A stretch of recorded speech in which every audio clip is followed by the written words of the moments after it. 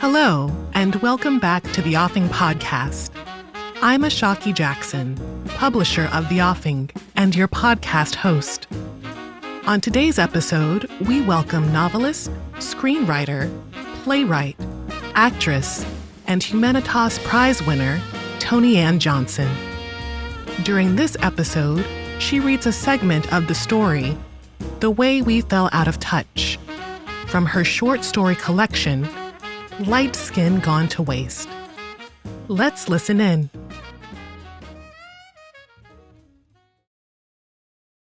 The Way We Fell Out of Touch, Monroe, New York, 2005. Velma.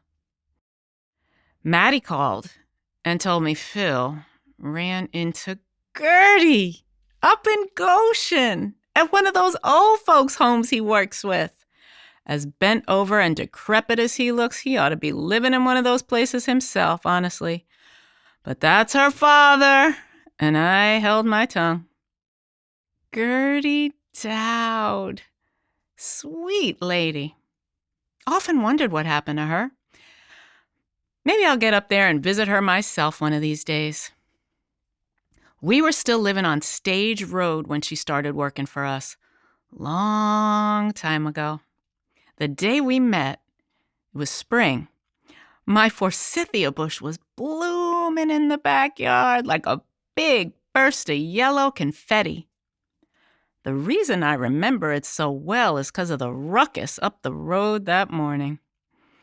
I'd walk Brutus up the road going toward the golf course like I had many times. We're talking back in the 70s, before Monroe was so built up. Lots of pine trees, maple, birch, and coming from the city, I thought it was beautiful. Well, old Brutus took a dump in what I thought were nothing but some wild plants at the edge of the woods. Looked like weeds to me. So I wasn't expecting it when Sally Gore, in a housecoat with curlers in her frosted blonde hair, popped out of the trees like a horror house monster, screaming at me. I catch you letting your dog crap in my garden again, I'm gonna slap you. I stepped forward and said, bitch, you and what brigade? You slap me, Sally, and I promise that'll be the last thing you do this side of the grave. Brutus growled, and big as he was, that scared her a bit. She backstepped and pulled her cat-eye glasses off her face. My God, that woman could have made a clock strike 13. And what I said must have shocked the sugar cubes out of her because her eyes went wide and her mouth stretched open big enough to fit a fist in it. Some of those Monroe white folks, honestly, I don't know what they thought half the time. Maybe that I was going to hang my head or say yassam, or whatever nonsense they saw on television, but she had another thing coming. Even though my Great Dane shouldn't have been doing his business on her property, I sure as hell wasn't going to kowtow to silly Sally Gore. A few years before that, her daughter tried to commit suicide in my house. She babysat for Maddie. Against Sally's wishes, I soon found out. Caitlin was 13 or 14 at the time and nuts about some boy her parents didn't approve of. Phil used to spend Friday nights at his office in the city. This was back when I was too naive to know what exactly he was spending those nights doing, and I'd go up to auction in Middletown. Sometimes when I'd get back, Caitlin would stick around and chat with me, tell me her little junior high problems. She needed somebody to listen to her, and I was lonely, so I didn't mind the company. Well, one night I came home and the damn kid was passed out in my bathroom. She'd taken a bottle of sleeping pills. Had to rush her to the hospital myself because I didn't trust the volunteer ambulance this little town had. But I couldn't leave Maddie alone. She was 4 years old. So I pulled her out of bed and carried this unconscious teenager to the car and got her down to Tuxedo Hospital. They pumped her stomach, and the head of the ER, Dr. Wagner, came out and told me she was okay. But when Sally Gore and her skinny little runt of a husband showed up and started fussing at me, what'd I do to their daughter? The doctor let 'em have it. Wagner was a mountain of a man with a voice to match, and it echoed through the halls of the hospital. Caitlin apparently shared some details about what was going on at home, and he told them they were terrible parents.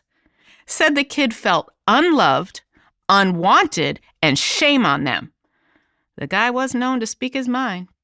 I saw Sally eyeing me across the room through her cat-eye glasses. Now, I wasn't one to contribute to anybody's humiliation, so I focused on Maddie. She was whining to go home. Turned out, Sally had forbidden her kid to work for us, and she was mortified to have this play out in front of me, of all people. Even white trash likes to have somebody they can feel better than. Caitlin finished high school and left town, but Sally never got over the incident. She didn't like me before, and she really hated me after that. She had every right to be annoyed about the dog, but you have to understand this was a road that bordered the woods, and her house was down a hill from there. Couldn't even see it from the street. There were so many trees. I had no idea it was her property, and I never did walk the dog there again, but threatened to slap me? Please. I didn't back down from that kind of shit when I was a kid in Harlem, and I certainly wasn't going to take it from some backwoods hillbilly up here. Sally's tongue tied itself up in a knot after I let her know who she was dealing with. She was so hot in the face, even her ears turned red. But with a horse-sized dog beside me, what was she going to do? She stomped back down her hill and disappeared through the trees. Soon as I got home, it couldn't have been more than 5 minutes later, my neighbor Iris was at my back door telling me Sally called and told her what I said. Iris had this tickled smirk on her face, and she said, "I told her, I know Velma, and I don't think she'd say a thing like that." I looked at her and said, "Oh, yes, I did say it, Iris, and I'd say it again." She laughed and laughed, got a real kick out of it, probably because my demeanor was typically feminine as a flower. It was. I couldn't live up here and act like some ghetto wild woman, my husband being a professional and all. Anything we did, including Phil's running around, everybody knew about it. This was a small town back then, and we didn't exactly blend in. Now, Iris was fun. She wasn't prejudiced, nothing like that stupid Sally. First of all, the woman was movie star gorgeous. I'm telling you, blonde, blue-eyed, shapely figure. Had a handsome husband who loved and provided for her, and kids who didn't give her a whole lot of trouble. Guess she had no reason not to be nice. A lot of women in town had a problem with her because she really was a beauty. But that didn't bother me, because so was I. Listen, I have never been jealous of another woman's beauty. I might admire someone else's eyes or her figure or whatever, but not so much that I didn't like my own. Even with all Phil's carrying on, well, okay, I was jealous about that, but not because I thought they were prettier. Please. I used to model for Ebony and win beauty contests at the Harlem Y, and the woman I called my grandmother, bless her crazy heart, was constantly telling me I was the prettiest girl in the world, and I believed her. Shoot, I still look good all these years later in my 70s, and Phil's rickety old ass is with another one of his bow-wows. This one bow-wowier than the one before. My run-in with that bumpkin in her bathrobe was the same morning Gertie came.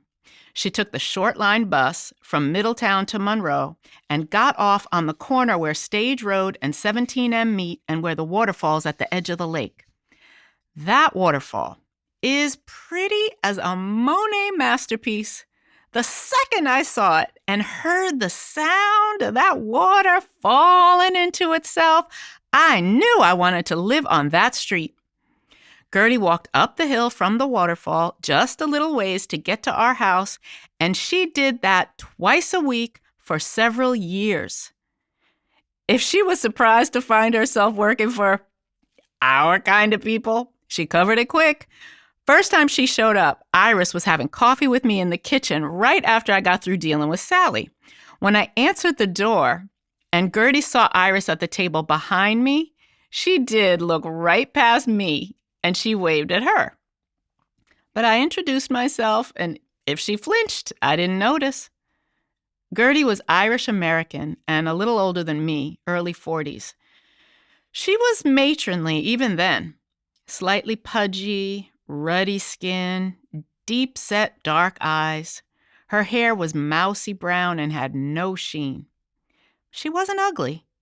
You just got the sense she didn't feel a need to fuss about her looks. No makeup. She wore a light green uniform, faded, and a white cardigan, sometimes buttoned unevenly so one side hung below the other. I knew she was fragile emotionally because we'd spoken on the phone. I put an ad in the paper looking for a housekeeper. After the suicidal babysitter episode, we tried a couple of live-in Haitian nannies for Maddie that Phil found through an agency in Manhattan. They also cooked and did light cleaning when I started selling antiques on the weekends. None worked out. Phil said it was because they were dark West Indian maids who reminded me of my birth mother, and this supposedly made me aggressive toward them. But that wasn't it. One lady tried to berate me for spanking Maddie when she misbehaved. The next one acted like it was beneath her to work for another Black woman. She had the nerve to suck her teeth when I asked her to clean the oven. And the last one refused to dust my 19th century bureau because, according to her, it was haunted. So that was that.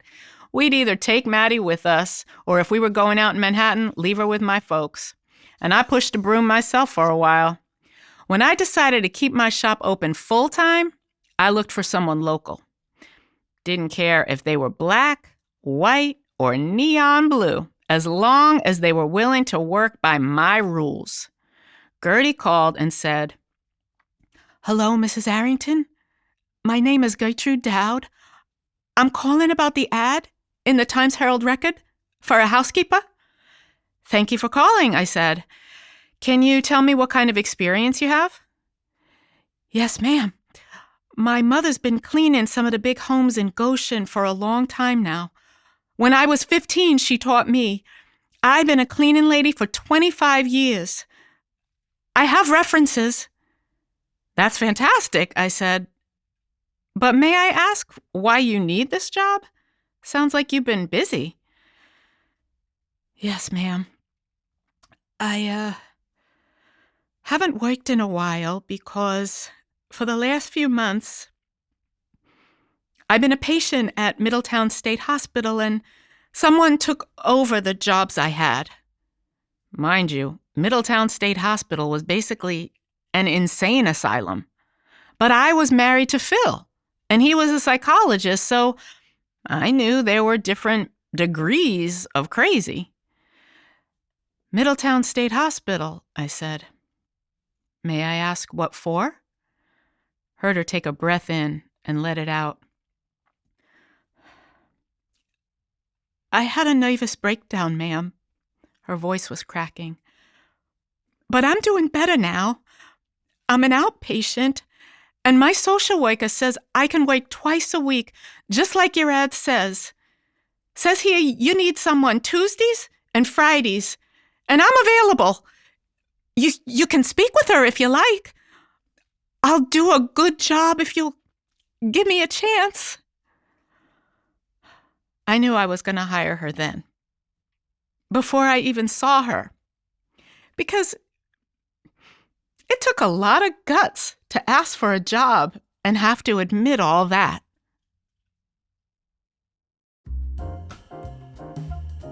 To read more about the Arrington family, or to support Toni Ann's body of work, including her books Homegoing and Remedy for a Broken Angel, visit ToniAnnJohnson.com. Thank you for listening to the Offing Podcast. Get new episodes right away by subscribing to the Offing Podcast on Apple Podcasts, Spotify, Stitcher, Google Podcasts, or your favorite platform today. The Offing is a 501c3 nonprofit organization. and we rely on literature lovers and art enthusiasts like you to keep the lights on. You can support The Offing and this podcast by subscribing to our Patreon. Look for the link in our show notes below, or visit patreon.com/theoffing. You can also support The Offing by buying one of our tote bags, logo coffee mugs, bookmarks, or pencils. Shop at wearepastdue.com/store/theoffing. The Offing Podcast is a Past Due production and was recorded at Past Due Studios in Los Angeles, California. This episode was produced by Christopher Chase Godwin. Katrina Mohn is the executive producer. Thanks again for listening to The Offing Podcast.